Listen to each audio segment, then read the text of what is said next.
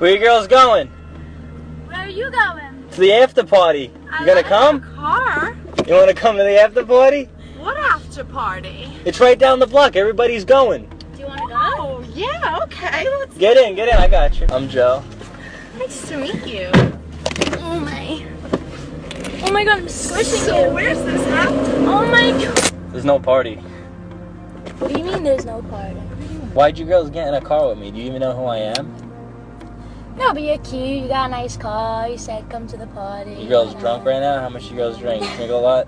You know, I could have been, No, I'm not drunk. I could have been an abductor. I could have raped you guys. I could have done something horribly wrong with you guys. You know that, right? You understand that? Yeah. Yes. You girls know now not to get in a car with a complete stranger because you never knew who they might be. Mhm. You girls learn your lesson? Yes. Yeah. What are you doing?